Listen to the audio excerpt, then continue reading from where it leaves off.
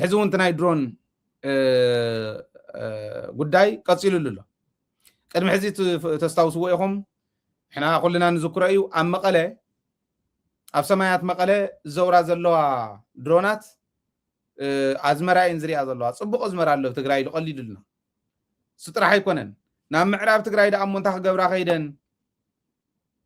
ناب معراب تقرأي زلوا جنبار أو زلوا أرمي ناو أرم سوا عندك جبرا خيدن إلنا نلعل نيرنا أنا تمالي حد عبي سب أو عبي بوزيشن ونزلوا زحبرن مردات إذا أقول لكم زلخو شبت أي بصحف ونسل زخانة زل أخلي كم أخم تاز أقرب لي كقرب لكم إيه أم معرب تقرأي زركب أرم سبعة نأرم سبعة زملكت لعلي 400 جزء نايدرون إن يتخيدي يبل لعلي 400 جزء زيو قال بقال زنقرن بسلكون تدواويلنا بصحفون زل أخلي أو أركايفنا زركب بسلكيون زلي لعلي 400 جزء إن يتغيرن ناي أرم سبعة متفق زي تقبر نقرين بره زي تبهل نقر يلن زي تسدد بانداون يلن جيتاچو مكيريو تسفاي نغس بحال زغونه صغر زي حصب قلعون مكيريو صادقانون مكيريو صادقان اندوم ገና እንተ ይመኮረ አፍሽልና ይይ ታርሚ ካብ ግዜ ናብ ግዜ እንዳጠንከረት ስልጠናታታና ወገነት ኮማንዶ ኮይና ከፊላ ታርሚ ባዕላ ኩለንተን ኮራት አውዚ ነሪኦኩም ነርና ኢና ናይ ኮማንዶ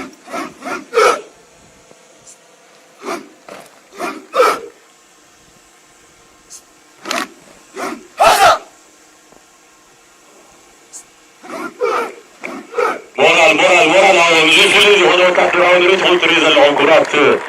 بعدهم كده እተን አርምታተን ኮራት ኣብዛ አርም እዚኣ ዘለዋ ናብ ኮማንዶ ተቀይረን ብቁጭት ብሞራል ወነቃል ዝተዓጠቀ ተጋዳላይ እዩ እኒ ኦፍ ኮርስ ውሽጢ ዝኒሄውን ከምኡ እዩ በዚ ዝኒሄ ከዓ ዝገደደ እዩ ሰብ እንተኸደ ባንዳ እንተኸደ እንተመኮረ ኣይተኻእልን ድሓር ብድሮን ጀሚሮም ኣብዛ ሓለፈ ሓንቲ ወዲቓ ባዕላ ወዲቓ ንሳ ሒዞም ናብ መሪሕነት ሱዳን ወሲዶም እዮም ሱዳን እውን ዝምልከቶ ስለ ዝኾነ ሕዚ ብቅድሚ ትማሊ ሓንቲ ወዲቓ ናይ እስራኤል ስራሕ ምዃና ተፈሊጡ ይብል ናይ እስራኤል ስራሕ ምዃና ተፈሊጡ ብርግጽ ዕዳጋ እዩ ንሃገራት ዓለም ነተን ድሮን ዘፍርያ ዕዳጋ እዩ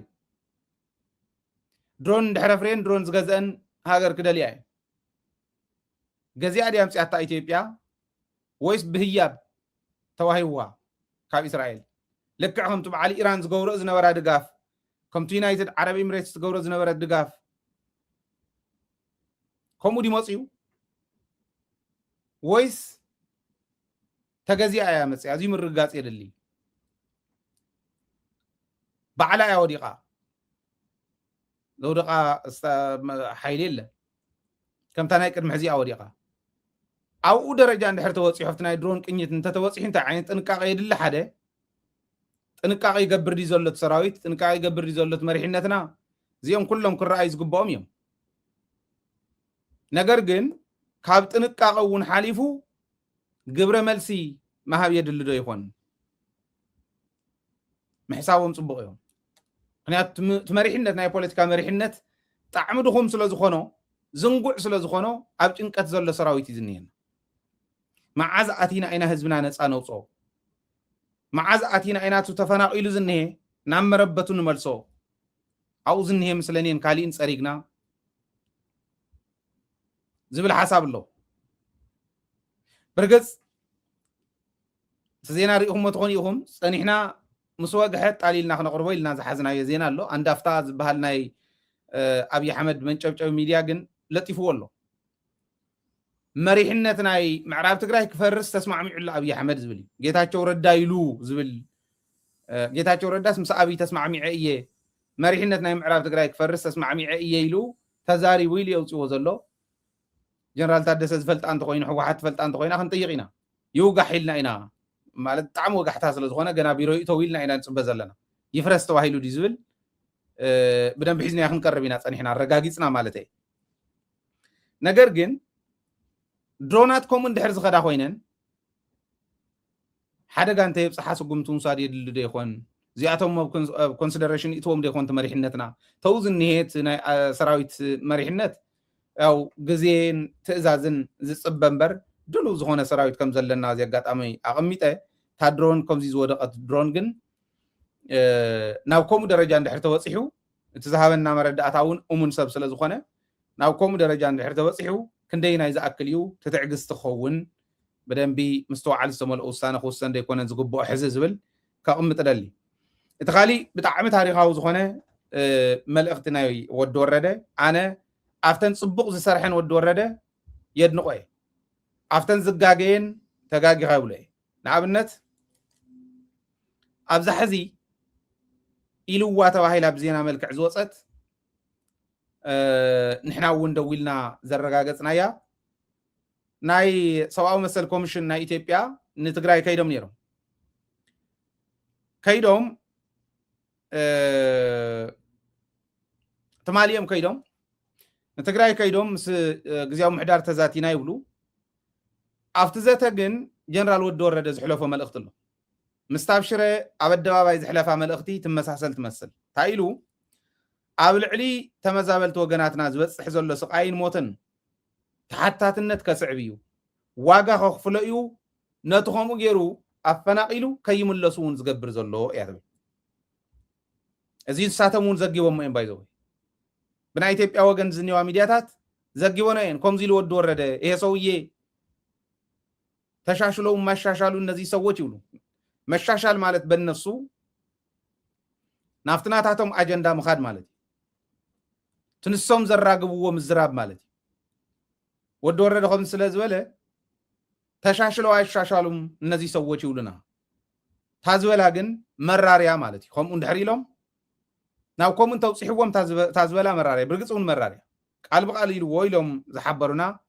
ፍልፍላትና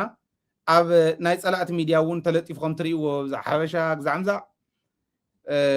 ኣብ ልዕሊ ተመዛበልቲ ወገናትና ዝበፅሕ ዘሎ ሞትን ስቃይን ተሓታትነት ከስዕብ እዩ ንሕና እውን ከም መሪሕነት ናይ ህዝቢ እዚ እዚ ኩሉ ስቃይ ኣብ ዘለሉ ፍሒኽ ክነብሎ ዘይምኽኣልና ተሓተቲ ኢና እዚ ኩሉ ስቃይ ኣብ ልዕሊ እዚ ህዝቢ እዚ እዩ ኣብ ልዕሊ ተመዛበለ እዚ እዩ ንኽህሉ ዝገብር ዘሎ ሓይሊ ግን ኢሉ ይጠቂስዎ ኖርማሊ ከለይ ወለን ዝገብር ዘሎ ሓይሊ ግን ፅባሕ ንጎ ተሓታትነት ከስዕብ እዩ ኢልዎ ተሓታትነት ከስዕብ እዩ ተሓታትነት ክሰፍን ናይ ግድን እዩ እሞ ከዓ እቲ ተሓታትነት ብህፁፅ ክኸውን ክኽእል ኣለዎ ኣብዚኡ ክሕግዝ ዝግብኦ ኣካል ክሕግዝ ክኽእል ኣለዎ ይብል እዚ ኢሉ ኣሎ ኣብ ናይ ሽረ ዝበላ ተስታውስዎ ኢኹም ንሰላም ኢልና እንደራደረሉ ግዝኣት የብልናን ንሰላም ኢልና ኣብ ምምላሱ እንደራደረሉ ንኸይምለስ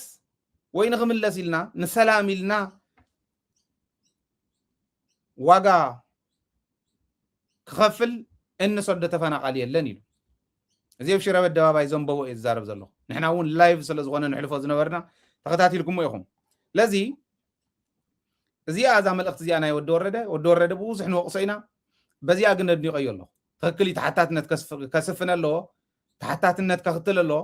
ተዝሕተት ብልፅግና እዩ ካሊእ ሓይሊ የለን ምስ ዝበሃል ዘሎ እቲ ምስለኔ መምሕዳርኡ ዝኒሄስ ክፈርስ ኢልዎ ኢሉስ ኣብይ ኣሕመድ ተስማዕሚዑ ኢሉ ጌታቸው ምስ ሓደ ሚድያ ተዘራሪቡ ኢሎም ወፅኦሞ ዘለው ዓንዳፍታ ትክክል ድዩ ከምኡ ትክክል ተኮይኑ ፅቡቅ ይፍረስ ዝኣተወ ሰፋሪ ይውፃእ ኣብኡ ዝኒሄ ተከዘዘብ ዶ ካሊእ ዶ ዝበሃል ይውፃእ ምክንያቱ ተጋሩ ክምለሱ ከለው 20 ሰብ ምቕታለ ይኣብየናን ዝብሉ ሰባት ዘለው ወይ ተከዘዘብ ዝበሃል ስለዚ ክንመውት ኣይኮንናን ክንከይድ እዚኦም እንተወፂኦም ህዝብና ምስ መሪሕነቱ ምስ ሰራዊት እንድሕር ኣትዩ ሓደ ነገር እዩ ታወዲ ወረደ ዝብላ ዘሎ ነገር ቁም ነገር ኮይና ኣላ ማለት እዩ እዚኣ ፅብቕቲ እያ ስለዚ ኣብዚኣ ኣድኒቀዮ ኣለኹ ይወቕሶ ቀኒየ ከምቲ ዝረኣኹሞ ወዲ ወረደ ሕወሓት ከፍርስ ሕወሓት ክትፈርስ ኣለዋ ኢሉ ሰለስተ ከምዚ ኢሉ ተዛሪቡ ዝበልክዎ ኣብ ኢደይ ዘሎ ምስክር እዩ ክሕትተን እንተኮይኑ እውን መርትዖ ሒዘ ዝዛረብ ክብለኩም ከለኹ ንዑ እዩ ወዲ ወረደ ጎተት የብል ኣሎ ውሳነ ክንብል ከለና ናይ ኣባጋዊ የካይዳ እዩ ዝኸይድ ክንብሎ ከለና እውን ወቐሳ እዩ ብትክክል ንወቕሶ ኢና ኣብቲ ዝሰነፈሉ ኣብ ከምዚ ዝበለ ግን ትክክል እዩ ፅቡቅ እዩ ዝብል እምነት ኣለኒ